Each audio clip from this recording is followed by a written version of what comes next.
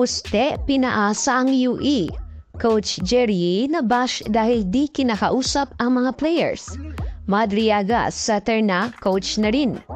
At Poyos, third rookie MVP kaya this season. Isang maligayang araw sa lahat. Bago natin yan simulan, huwag mo munang kalimutan mag-like, share, subscribe, pakihit na rin notification bell para maging updated ka sa ating mga video.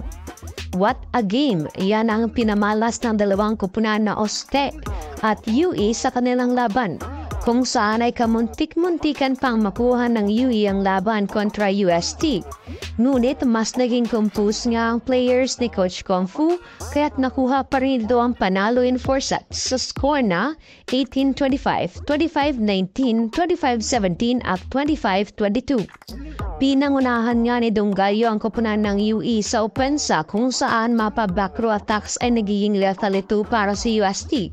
Isang magandang setting distribution din ang ipinamalas ni Madriaga, kung saan ay hirap ngang mabasa ng UST ang kanyang mga play.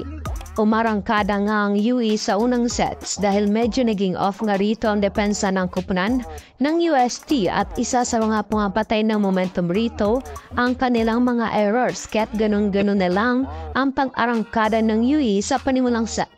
Ngunit umiba nga ang ihip ng hangin at mukhang nabuhayan na ang Uste dahil gumana na rito ang kanilang mga receive at digs ng team.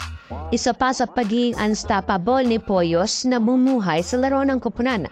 Malaking contribution niya rin ang ginawa ni Jurado, kung saan ay naging kapalitan nito ni Poyos at pagbibigay ng scoring para sa team. Hindi nga pinadali ng UE para sa UST ang laro dahil sa pinahirapan nito ang depensa ng Tigresses, especially nang gumana muli si Donggalyo sa third set at nagpakawala ito ng malalakas na spikes. Dahil rito ay hindi nga pumayag ang UST at naging malaking pasakit nga si Poyos para sa UE dahil napakataas nga ng efficiency ang binigay nito sa team. Isang magandang contribution rin ang pagpasok ni Gola na naging magic bunot para sa team. Siya lang naman ang naging sandalan ng Uste sa pagtatapos ng set. Hindi na nga hinayaan pa ng UST na mahabulan pa sila sa ika-4 na set. Sinubukan namang gumawa ng paraan ni Donggalyo para man lang makalapit sana sa Uste, ngunit di nga ito naging sapat para sa kupunan. Isa nga sa napunahan ng mga fans ang pagwawalang imik ni Coach Jerry sa tuwing timeout nito. Nasana'y binibigyan niya ng advice at motivation ng kanyang mga players, ngunit di nito ginawa buong laro. Hinayaan nga lang nito na si Madriaga ang magsasabi sa mga players sa kung ano dapat ang gawin sa loob ng court. Marami nga ang nagsasabi na useless lang daw ang pagiging coach ni Coach Jerry dahil hinayaan man lang nito ang kanyang mga players. Ngunit kung mapapansin ninyo ay na deeper perspective, mas maganda nga ito para sa mga players upang sila mismo ang kumilatis sa kung ano ang kulang at pagkakamali nilang ginawa sa loob ng court. Kung baga ang ginawa lamang ni Coach Jerry ay upang hindi sila mas spoon-feed ang kanyang mga players dahil hindi lahat dapat iasa sa coach lang.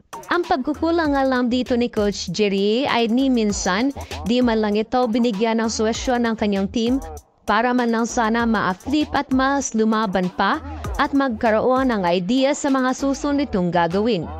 Player of the game nga sa laban na ito ay si Poyos with 24 big points, samantala nakapag-double digits win sina Jurado with 16 points at Gula with 10 points.